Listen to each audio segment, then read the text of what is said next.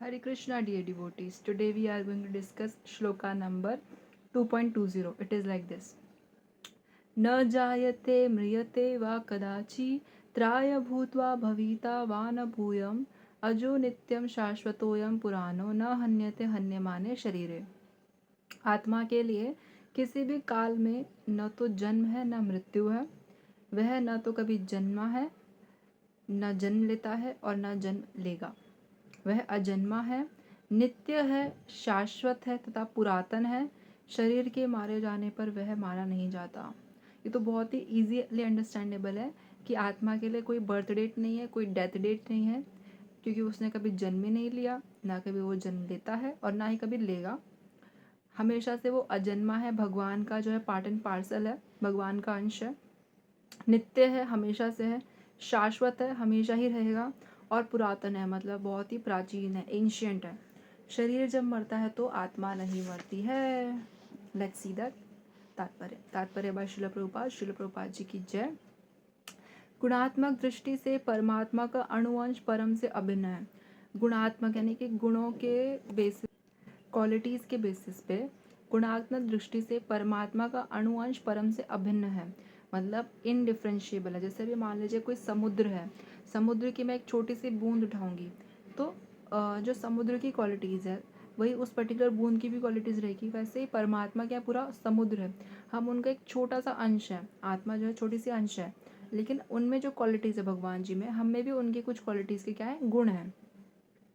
जैसे भगवान जी सबसे ज़्यादा सुंदर हैं, हम भी थोड़े बहुत सुंदर हैं। भगवान जी जो है बहुत शक्ति, मतलब सबसे ज़्यादा शक्तिशाली, हम लोग भी थोड़े बहुत शक्तिशाली हैं।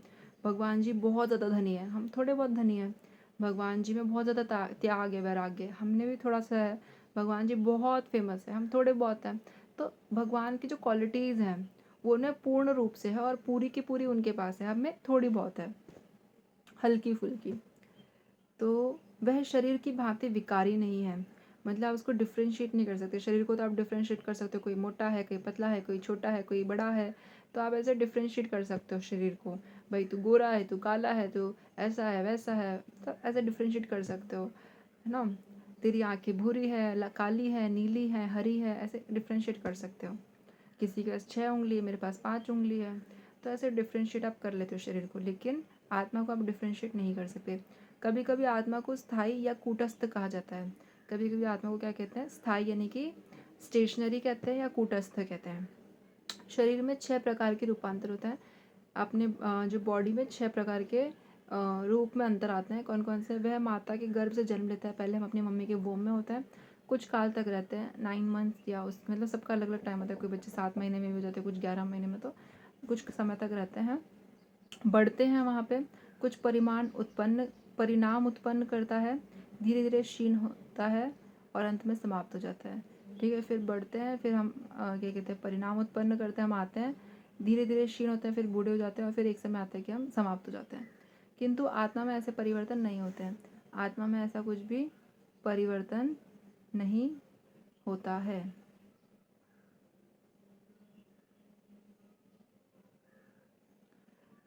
माता के गर्भ से जन्म लेता है, कुछ काल तक रहता है, बढ़ता है, यानी कि पृथ्वी पे कुछ समय तक रहता है, बढ़ता है, कुछ परिणाम उत्पन्न करता है, हम कुछ क्रिएट करते हैं, घर खरीद के चले जाते हैं अपनी फैमिली के लिए, या कुछ बिजनेस क्रिएट करेंगे, धीरे धीरे क्षीण होता है, धीरे धीरे हमारी शक्ति खत्म होती है और अंत में हम वैनिश हो जाते हैं, डेथ हो जाती है।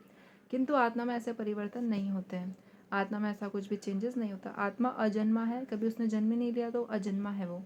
किंतु चूंकि वे भौतिक शरीर धारण करते हैं, क्योंकि आत्मा एक मटेरियल बॉडी को एक्सेप्ट करता है, अतः शरीर जन्म लेता है, इसलिए शरीर क्या करता है, बर्थ लेता है। और क्या कहते हैं, आत्मा न तो जन्म लेता है न मरता है। उसने कभी जन्म ही नहीं लिया, इसलिए वो कभी मरता भी नहीं है। जिसका जन्म होता है उसकी मृत्यु भी होती है, जो जन्म लेता है उसकी डेथ भी होती है। और चूंकि आत्मा जन्म ही नहीं लेता, अतः उसका न तो भूत है, न वर्तमान, न या भविष्य। इसलिए आत्मा ने कभी जन्म ही नहीं लिया, तो ना उसका कोई क्या कहते हैं पास्ट है, ना प्रेजेंट है, ना फ्यूचर है।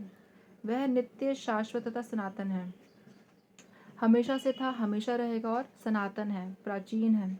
अर्थात उसके जन्म लेने का कोई इतिहास ही नहीं है, कोई हिस्ट्री नहीं है उसके जन्म लेने का। हम सिर्फ, आपने सुना है सिर्फ आत्मा जन्म ली है, ऐसा कभी आपने सुना है? नहीं। It will always with the body. हम शरीर के प्रभाव में आकर आत्मा के जन्म मरण आदि का इतिहास खोजते हैं। हमको लगता है क्योंकि शरीर का होता है, शरीर के प्रभाव में आके हम क्या करते हैं, आत्मा का एग्जिस्टेंस, उसका पैदा हुई थी, कब मरी, ये सब जन्म मरण आदि का इतिहास, हिस्ट्री खोजने में रहते हैं। आत्मा शरीर की तरह कभी भी वृद्ध नहीं होती, कभी बूढ़ी नहीं होती है। अतः तथाकथित वृद्ध पुरुष भी अपने में बाल्यकाल या युवावस्था जैसी अनुभूति पाते हैं। इसीलिए कुछ वृद्ध पुरुष या वृद्ध जो लोग होते हैं वो भी अपने आप को बच्चे जैसे अपने बाल्यकाल को अनुभव कर सकते हैं, अपनी युवा अवस्था को क्या है अनुभूति कर सकते हैं, अपनी अनुभूति पाते हैं। शरीर के परिवर्तनों का आत्मा पर कोई प्रभाव नहीं पड़ता। शरीर के चेंजेस आने पे भी आत्मा पे क्या कोई फर्क नहीं पड़ता। आत्मा वृक्ष या किसी अन्य भौतिक वस्तु की तरह क्षीण नहीं होती है। कोई पेड़ या किसी और भौतिक चीज़ की तरह क्या होती है, खत्म नहीं होती है, सूखती नहीं है, कम नहीं होती, क्षीण नहीं होती, वीक नहीं होती। आत्मा की कोई उपसृष्टि नहीं होती, आत्मा के बच्चे पैदा नहीं होते, उस आत्मा से आप और आत्मा नहीं बना सकते। ठीक है, आत्मा की कोई उपसृष्टि नहीं होती। शरीर की उपसृष्टि संतानें, शरीर से बच्चे पैदा होते हैं, हम देखते हैं, तो शरीर की उपसृष्टि का क्या होती है, संतानें होती है, चिल्ड्रंस होते हैं। और वे भी व्यष्टि आत्माएं हैं, और वो क्या है, वो भी सोल्स ही हैं, दूसरी सोल्स हैं। और शरीर के कारण वे किसी ना किसी की संतानें प्रतीत होते हैं, लेकिन शरीर के कारण हमको क्या लगता है, किसी ना किसी के बच्चे हैं, बट हम सभी क्या है, सोल्स हैं। शरीर की वृद्धि आत्मा की उपस्थिति के कारण होती है। शरीर जो बूढ़ा होता है वो क्यों होता है, आत्मा की उपस्थिति। ये बताता है कि आत्मा कब से शरीर में है। अच्छा, 40 साल के आप हो गए, मतलब 40 साल से उसके शरीर में वो आत्मा है। तो शरीर की वृद्धि आत्मा की उपस्थिति के कारण होती है। शरीर क्योंकि उसमें आत्मा है इसीलिए वो वृद्ध हो रहा है, और उसकी वृद्धि से पता चलता है कि कितने समय से इस पर्टिकुलर शरीर में ये आत्मा है। किंतु आत्मा के न तो कोई उपवृद्धि है, ना ही उनमें उसमें कोई परिवर्तन होता है। ना तो आत्मा की कोई उपवृद्धि है, ना उससे कुछ होने वाला है, मतलब कोई उसके आगे कोई वंश ऐसा कुछ नहीं है, ना ही उसमें कोई चेंजेस आते हैं। अतः आत्मा शरीर के 6 प्रकार के परिवर्तन से क्या है, मुक्त है। जो शरीर में 6 तरह के चेंजेस आते हैं, आत्मा उनसे क्या है, फ्री है, उसमें ऐसा कुछ नहीं होता। कठोपनिषद में 1.2.18 इसी तरह का एक श्लोक आया है। कठोपनिषद में फर्स्ट चैप्टर सेकंड श्लोका या सेकंड उसमें जो होगा उसी 18th वाली लाइन में इस तरह बताया गया है। इसी तरह का श्लोक है, न जायते म्रियते वा विपश्येन नायं कुतश्रित्र बवून कश्चित् अजो नित्यम शाश्वतोयम पुराणो न हन्यते हन्यमाने शरीरे। Sanskrit is a language of devatas, तो आपको संस्कृत सीखनी चाहिए, संस्कृत पढ़नी चाहिए। इस श्लोक का अर्थ तथा तात्पर्य भगवदगीता के श्लोक जैसा ही है। इस श्लोक का मीनिंग और इसका तात्पर्य क्या है, भगवदगीता के जो हम श्लोक पढ़ रहे हैं उसी की जैसा है। किंतु इस श्लोक में एक विशिष्ट शब्द विपश्चित का प्रयोग हुआ है। एक और एक्स्ट्रा शब्द इसमें आया है, विपश्चित। इसका अर्थ होता है विद्वान या ज्ञान में, जिसके पास नॉलेज होती है, जो इंटेलिजेंट होता है, उसको बोलते हैं विपश्चितम। आत्मा ज्ञान से या चेतना से सदैव पूर्ण रहता है। आत्मा में क्या रहता है, हमेशा नॉलेज रहती है और कॉन्शियसनेस रहती है, उससे पूरा सदैव पूर्ण रहता है, हमेशा फुलफिल रहता है। अतः चेतना ही आत्मा का लक्षण है। अगर कोई कॉन्शियस है, कोई क्या कहते हैं उसमें चेतना है, जागृत है वो, तो वही आत्मा का क्या है, लक्षण है।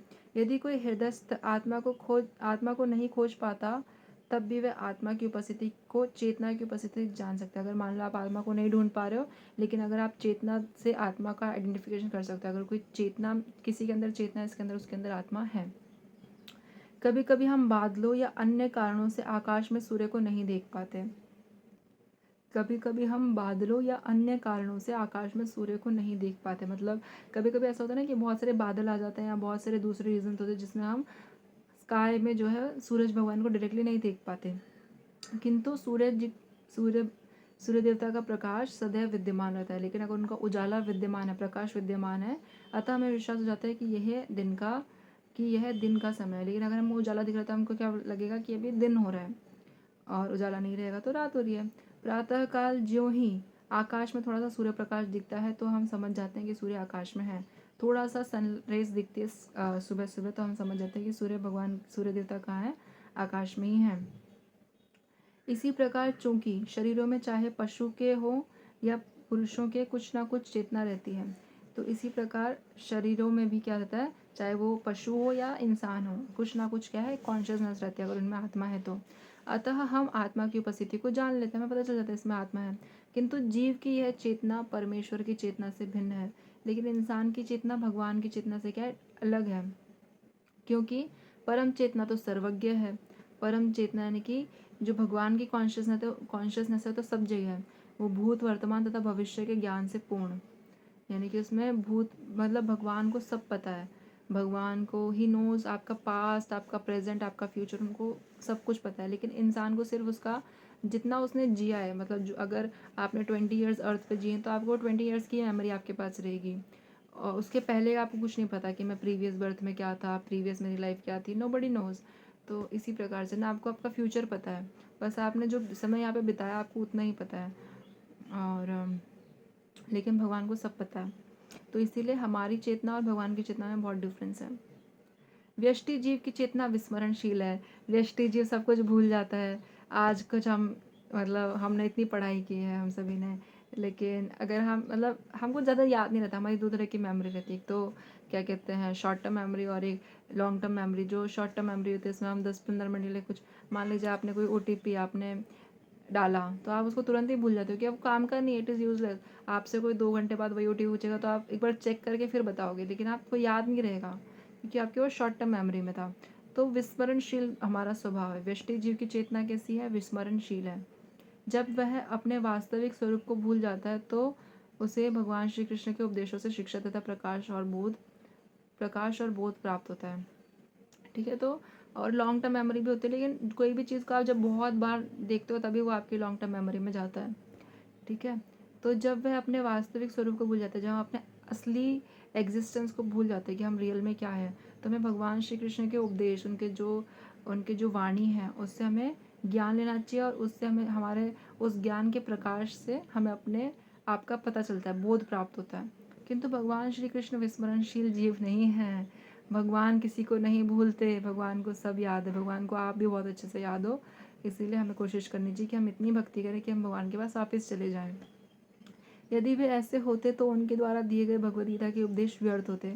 अगर ऐसा ही होता तो फिर उन्होंने जो भगवद गीता बताई है, ये भगवद गीत जो गाया है अर्जुन के लिए, भगवत मतलब होता है भगवान, और गीत उन्होंने जो इतना उपदेश दिया है, ये सब क्या हो जाते हैं? यूजलेस हो जाते हैं। आत्मा के दो प्रकार हैं, एक तो अणु आत्मा और दूसरा विभु आत्मा। आत्मा कैसी होती है? दो तरह की होती है, एक अणु आत्मा होती है, दूसरी विभु आत्मा होती है। कठोपनिषद 1.2.20 इसकी पुष्टि इस प्रकार हुई है। अनोरनियान महतो महीयान आत्मास्य जंतो निहितो गुहायां तम कृशो पश्यति वीत शोको धातुं प्रसादान महिमान मात्मनम। परमात्मा तथा अणुआत्मा दोनों शरीर रूपी उसी वृक्ष में जीव के हृदय में विद्यमान है। परमात्मा के साथ साथ अणुआत्मा दोनों शरीर रूपी उसी वृक्ष में जीव के हृदय में विद्यमान है। मतलब हमारे हार्ट में ही परमात्मा और आत्मा बैठी हुई है, और इनमें से जो समस्त इच्छाओं तथा शोकों से मुक्त हो चुका है वही भगवत कृपा से आत्मा की महिमा को समझ सकता है। जो इंसान अपनी सारी इच्छाओं से और अपने सारे दुखों से क्या है? फ्री हो चुका है, वही भगवान की कृपा से आत्मा की महिमा को समझ सकता है कि आत्मा की महिमा कितनी ज़्यादा है। भगवान श्री कृष्ण परमात्मा के भी उद्गम है, यानी कि उनसे ही परमात्मा भी आए हैं, भगवान श्री कृष्ण से वही परमात्मा ही है, जैसा कि अगले अध्याय में बताया जाएगा। और अर्जुन जी अणु आत्मा के समान है। अर्जुन जी क्या है? हमारे जैसे अणु आत्मा है, जो अपने वास्तविक स्वरूप को भूल गए। उनको पता ही नहीं कि मेरा असली एग्जिस्टेंस क्या है, वो भूल चुके हैं। अतः उन्हें भगवान श्री कृष्ण द्वारा या उनके प्रामाणिक प्रतिनिधि गुरु द्वारा प्रबुद्ध किए जाने की आवश्यकता है। इसीलिए उन्हें किसके गाइडेंस की आवश्यकता है? भगवान श्री कृष्ण के, जो कि उनके प्रामाणिक प्रतिनिधि गुरु हैं, उनके द्वारा प्रबुद्ध किए जाने की आवश्यकता है। So I hope dear devotees आपको यहाँ तक श्लोका समझ मतलब you have clearly understood the complete shloka. So thank you so much for listening to me patiently. वंशा कल्पतरुभ्यश्च कृपा सिंधुभ्यैव च पतितानां पावनेभ्यो वैष्णवेभ्यो नमो नमः। अनंत कोटि वैष्णव वृंद की जय। श्रील प्रभुपाद की जय। ग्रंथराज श्रीमद् भगवद गीता की जय। नामाचार्य श्री हरिदास ठाकुर की जय। प्रेम से कहिए जय श्री कृष्ण चैतन्य प्रभु नित्यानंद श्री अद्वैत गदाधर श्री सदी श्री गौर भक्त वृंद की जय। हरे कृष्ण कृष्ण कृष्ण हरे हरे, हरे राम राम राम हरे हरे, हरे कृष्णा। दंडवत प्रणाम to all the devotees. Thank you so much.